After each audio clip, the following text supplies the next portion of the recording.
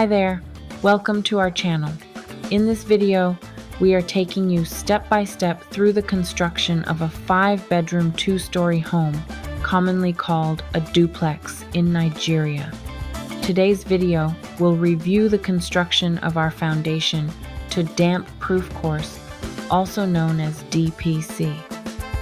If you are wondering about costs, do not worry.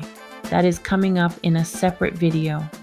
We will break our main videos into the so-called safe stages, namely foundation to DPC, ground floor slab to decking, or first floor slab, parapet, and finally the roofing. We will share updates at the end of each construction phase and respond to questions in the comments.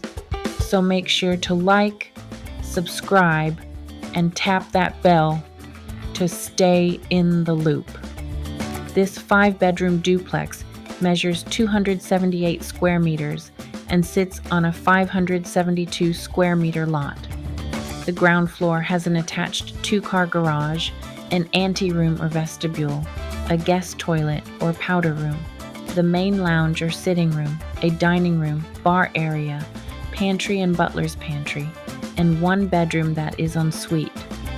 The first floor has the master bedroom, bedrooms 2, 3, and 4, a family lounge, kitchenette with a bar, powder room, game area, and laundry.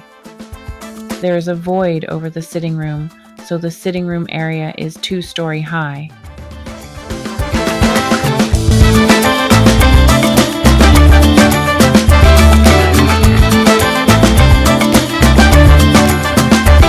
Step 1. Site preparation. We kicked things off by fencing off the land and setting up a temporary storage unit for cement and other materials we did not want exposed to the weather, using galvanized zinc sheets. We also tried digging a well to cut down on water costs, but no luck there. Still, it is worth trying. If you can plan ahead, consider digging your well or borehole to save on water costs. Step 2. Stripping the topsoil. Now let us talk about land preparation. It is more than just clearing the land of weeds and trees. Stripping the topsoil by removing 6 to 12 inches of soil is recommended. This is because organic matter containing roots, decaying plants, and microorganisms is compressible and unstable over time, and can cause your foundation to shift or crack. This is a step some builders skip to save cost, but stripping the topsoil is done to expose the stable subsoil and improves the quality of your foundation. Then, the surveyors came in to mark out the exact layout using pegs and strings. This is called the setting out or staking, and is done to ensure correct alignment of the building according to the architectural and engineering plans. It was important to get this right because our land is on a slope. Step 3. Excavation of the trenches and column footing. We rented an excavator for this step, but honestly, how much you get done depends a lot on the operator. Ours could not finish in one day, so we switched to manual labor to complete the job. It took us about 3 days to finish excavation of the trenches and footings. The soil was extremely hard, and the workers had to use picks or diggers to break the ground. The trenches and footings were dug to the depth specified in the structural drawings, making sure to follow the engineer's recommendations. Step 4. Blinding. Once the trenches were ready, we poured a lean concrete mix, 1 to 3 to 6, to blind the surface.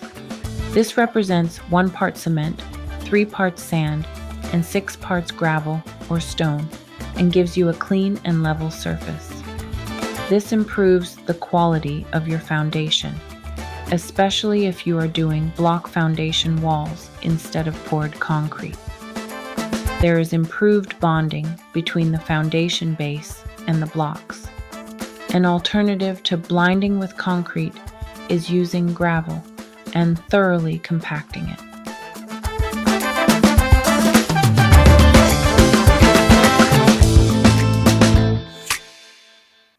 Step 5. Block laying and leveling. We then laid blocks up to the DPC level. Instead of poured concrete floor or foundation walls, we used high-strength blocks made from stone dust. Stone dust, also known as quarry dust, is more cost-effective than poured concrete walls and of better quality than regular sand blocks. For our columns, we used 16 millimeter TMT rods for reinforcement. This is of course more expensive, but provides high-grade reinforcement to the building. A rebar basket was created for the footing base and the vertical columns then inserted into these. Since our land is on a slope, we had to do some leveling along the way. The back of the foundation required 11 courses of blocks, and the front needed just 6 courses because of the steepness of the lot. To link the front and rear parts of the foundation, we first chained the rear, then added more courses of block to level the front and the rear. A second chaining was done to link the front to the rear. These steps were in accordance with the recommendation of our structural engineer. We had the surveyor come multiple times to check the levels to ensure the foundation is perfectly horizontal. We also coated the foundation with bitumen for waterproofing. Not a common practice here, but one we recommend if you want to protect against water damage. We considered insulating the foundation walls and beneath the slab, but could not find appropriate insulation locally. So we skipped this step. Step 6. Foundation filling and compaction. Once the walls were up, we started filling the foundation. We used laterite, a strong, cost-effective material that is easy to find locally. We needed around 40 trips of laterite to get the job done. Laterite is great, but it does absorb water, so proper compaction is key. We did a 2-stage compaction and used water jetting to get water deep into the fill. Just spraying the surface is not enough. When the water reaches the base, you will see the soil collapse and settle properly. After watering, we compacted everything thoroughly to avoid future settlement and to ensure a flat, even base for the slab.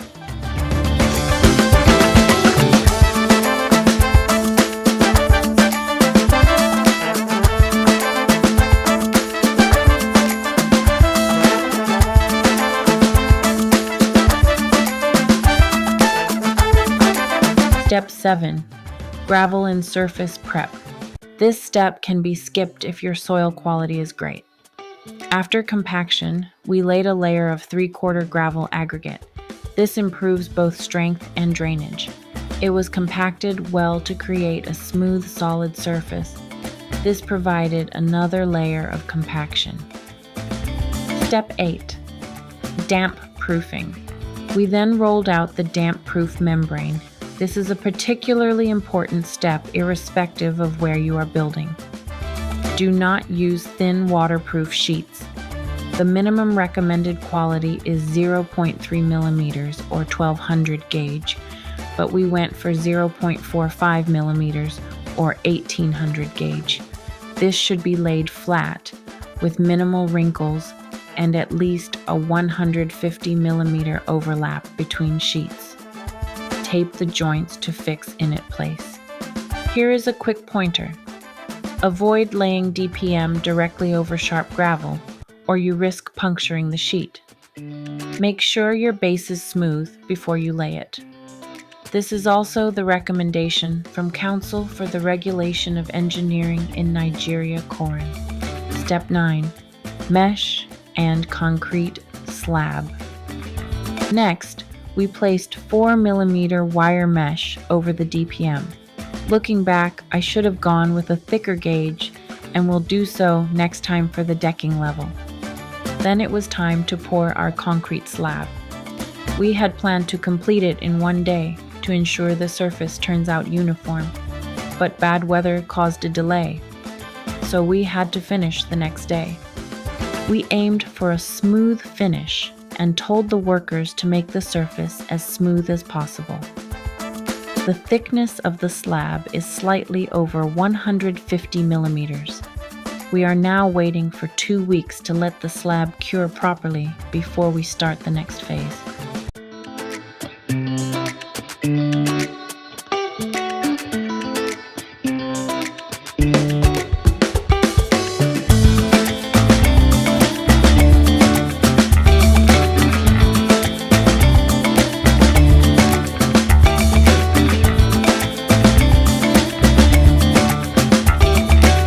To recap, so far, we fenced our lot to control access, set out the building, stripped the topsoil, excavated the trenches and column bases, performed blinding, laid the foundation blocks, filled with laterite and gravel, waterproofed, reinforced and poured the concrete slab. Every step was guided by our desire to build a high-quality home, and we learned a lot along the way. Here are a few quick takeaways. Do not skip stripping the topsoil. Compact your fill thoroughly, twice. Invest in proper DPM and lay it correctly. If your land is on a slope, leveling will take more time and materials, so plan accordingly. Finally, my most valuable piece of advice is to hire a construction project manager. This adds a critical layer of quality assurance as the project manager operates independently from the engineer. In my case, the project manager handled everything from sourcing materials and coordinating labor to arranging equipment rentals while ensuring the work met the highest standards. Their oversight was essential in maintaining quality and efficiency throughout the project. I will leave a link to his contact below. In the next video, we will explain why we chose to mold our own blocks instead of buying factory-made ones, and whether that decision paid off. We will also share the full cost breakdown for this foundation to DPC stage in both Naira and US dollars, so you can get a realistic picture of what to budget if you are planning something similar. Thanks again for watching and supporting the channel. If you have found this helpful, please give it a thumbs up, share with someone building their own home, or thinking about it, or just eager to learn how to do this correctly in Nigeria. Subscribe so you do not miss the next phase, which will be DPC to decking level. Got questions or want to see something specific? Drop it in the comments. If there is a specific subject you would like to see me make a video of, state that in the comments section. See you in the next video.